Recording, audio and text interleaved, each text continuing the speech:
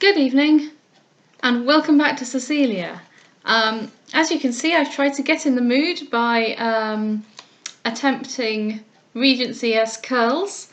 It's my first time using a curling iron, so I suppose I tried. I think, if anything, they're more like sort of 1830s ringlets gone horribly, horribly wrong.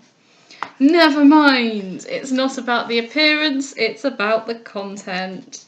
And the content of this chapter is well worth waiting for. Have you got your smelling salts to hand? And I have a cat trying to drink my water, so I'm not quite sure what to do about that except keep my hand over the glass the whole time. Nope. Why is she so fascinated in the glass? Kitten? No. No.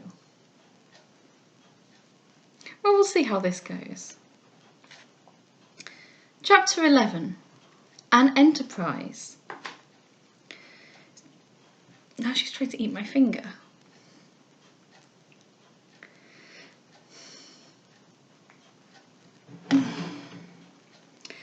Cecilia now had no time for afterthoughts or anxious repentance, since notwithstanding the hurry of her spirits and the confusion of her mind, she had too much real business to yield to pensive indulgence.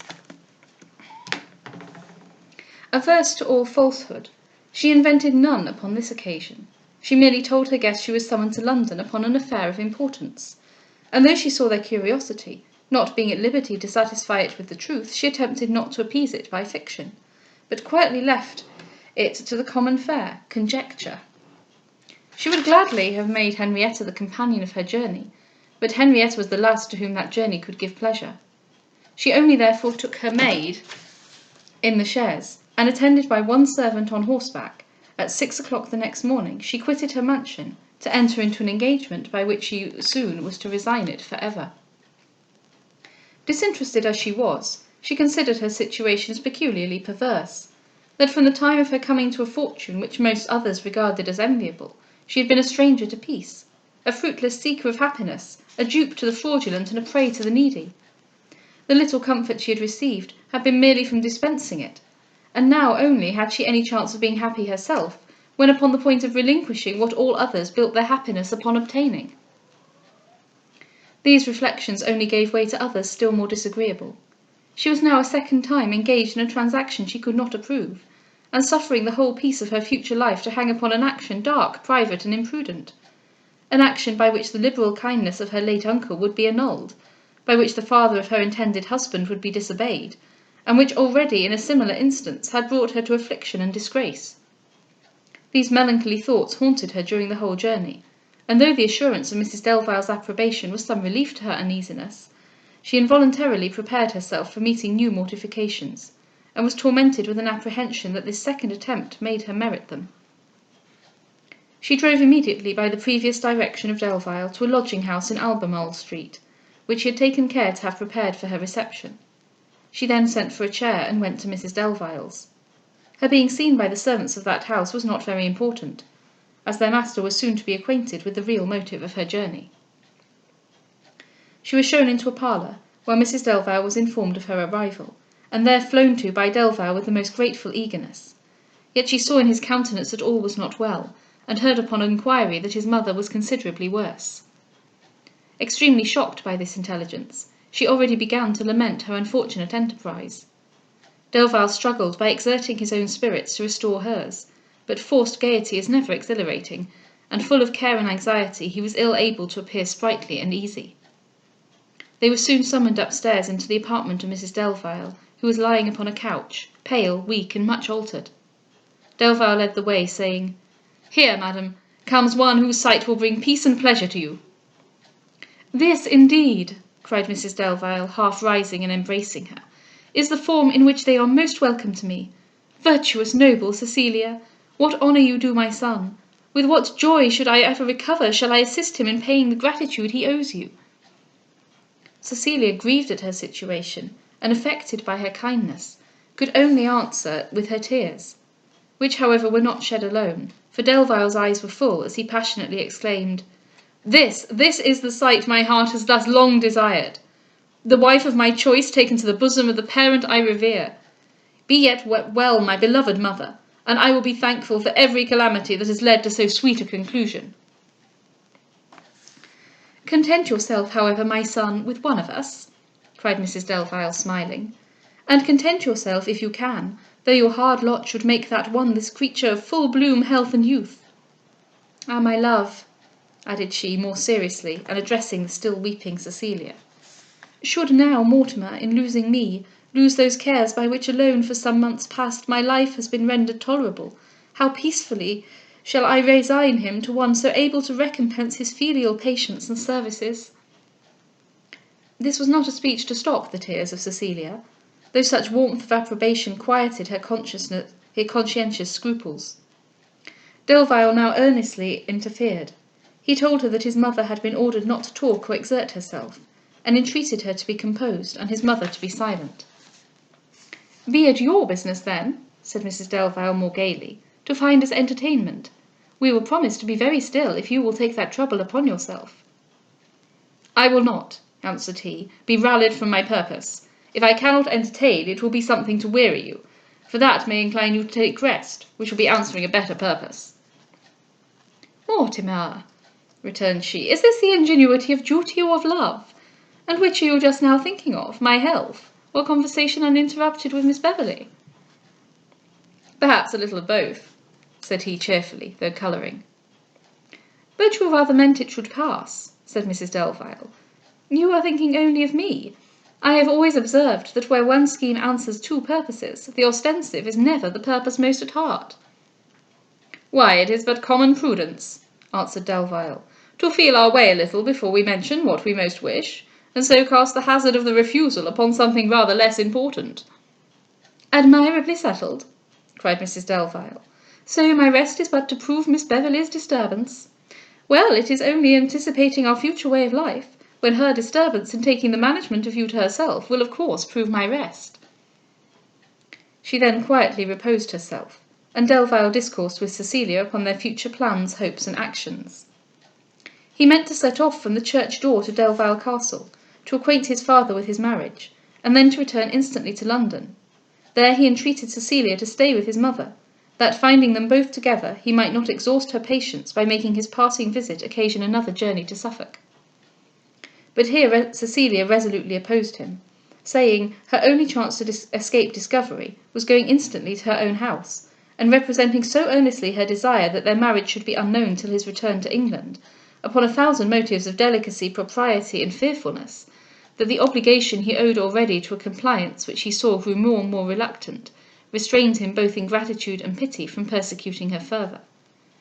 Neither would she consent to seeing him in Suffolk, which could but delay his mother's journey, and expose her to unnecessary suspicions. She promised, however, to write to him often, and as from his mother's weakness he must travel very slowly, she took a plan of his route, and engaged that he should find a letter from her at every great town. The bond which he had already had altered, he insisted upon leaving in her own custody, averse to applying to Mr. Monckton, whose behaviour to him had before given him disgust, and in whom Cecilia herself no longer wished to confide. He had again applied to the same lawyer, Mr. Singleton, to give her away, for though to his secrecy he had no tie, he had still less to an entire stranger. Mrs. Delvile was too ill to attend them to church, nor would Delvile have desired from her such absolute defiance of his father. Cecilia now gave another sigh to her departed friend Mrs. Charlton, whose presence upon this awful occasion would else again have soothed and supported her. She had no female friend in whom she could rely, but feeling a repugnance invincible to being accompanied only by men, she accepted the attendance of Mrs. Delvile's own woman, who had lived many years in the family, and was high in the favour and confidence of her lady. The arrangement of these and other articles, with occasional interruptions from Mrs. Delvile, fully employed the evening. Delvile would not trust again to meeting her at the church, but begged her to send out her servants between 7 or 8 in the morning, at which time he would himself call for her with a chair. She went away early, that Mrs. Delvile might go to rest, and it was mutually agreed they should risk no meeting the next day. Delvile conjured them to part with firmness and cheerfulness, and Cecilia, fearing her own emotion, would have retired without bidding her adieu. But Mrs. Delvile, calling after her, said, Take with you my blessing." And tenderly embracing her, added, "My son, as my chief nurse, claims a prescriptive right to govern me, but I will break from his control to tell my sweet Cecilia what ease and what delight she has already given to my mind. My best hope of recovery is founded on the pleasure I anticipate in witnessing your mutual happiness. But should my illness prove fatal, and that felicity be denied me, my greatest earthly care is already removed by the security I feel of Mortimer's future peace. Take with you then my blessing, for you are become one to me, long daughter of my affection, now wife of my darling son. Love her, Mortimer, as she merits, and cherish her with tenderest gratitude. Banish, sweeter Cecilia, every apprehension that oppresses you, and receive in Mortimer Delvile a husband that will revere your virtues and dignify your choice." She then embraced her again, and seeing that her heart was too full for speech, suffered her to go without making any answer. Delvile attended her to her chair, scarce less moved than herself, and found only opportunity to entreat her punctuality the next morning. She had indeed no inclination to fail in her appointment, or risk the repetition of scenes so affecting or situations so alarming. Mrs Delvile's full approbation somewhat restored to her own, but nothing could remove the fearful anxiety which still privately tormented her with expectations of another disappointment. The next morning she arose with the light, and calling all her courage to her aid, determined to consider this day as decisive of her destiny with regard to Delvile, and rejoicing that at least all suspense would be over, to support herself with fortitude, be that destiny what it might. At the appointed time she sent her maid to visit Mrs Hill, and gave some errands to her man that carried him to a distant part of the town, but she charged them both to return to the lodgings by 9 o'clock, at which hour she ordered a chaise for returning into the country. Delvile, who was impatiently watching for their quitting the house, only waited till they were out of sight, to present himself at the door. He was shown into a parlour, where she instantly attended him, and being told that the clergyman, Mr Singleton, and Mrs Delvile's woman were already in the church, she gave him her hand in silence, and he led her to the chair. The calmness of stifled hope had now taken place in Cecilia of quick sensations and alarm. Occupied with a firm belief she should never be the wife of Delvile, she only waited with a desperate sort of patience to see when and by whom she was next to be parted from him. When they arrived near the church, Delvile stopped the chair. He handed Cecilia out of it, and discharging the chairman, conducted her into the church. He was surprised himself at her composure, but earnestly wishing it to last, took care not to say to her a word that should make any answer from her necessary. He gave her as before to Mr Singleton, secretly praying that not as before she might be given him in vain. Mrs Delvile's woman attended her, the clergyman was ready, and they all proceeded to the altar. The ceremony was begun, Cecilia rather mechanically than with consciousness appearing to listen to it. But at the words, "If any man can show any just cause why they may not be lawfully joined together," Delvile himself shook with terror lest some concealed person should again answer it, and Cecilia, with a sort of steady dismay in her countenance, cast her eyes round the church, with no other view than that of seeing from what corner the prohibitor would start. She looked, however, to no purpose. No prohibitor appeared. The ceremony was performed without any interruption, and she received the thanks of Delvile and the congratulations of the little set, before the idea which had so strongly preoccupied her imagination was sufficiently removed from it to satisfy her. She was really married. They went then to the vestry, where their business was not long, and Delvile again put Cecilia into a chair, which again he accompanied on foot.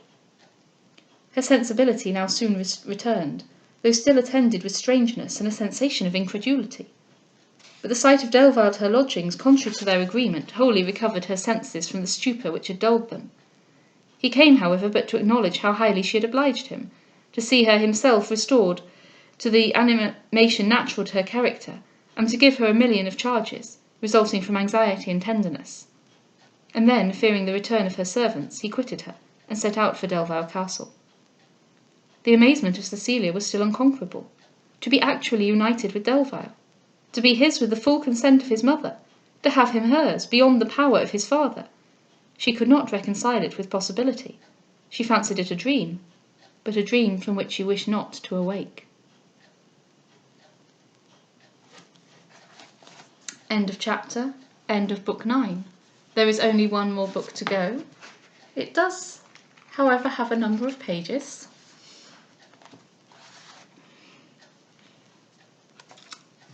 There we go. Have a good evening.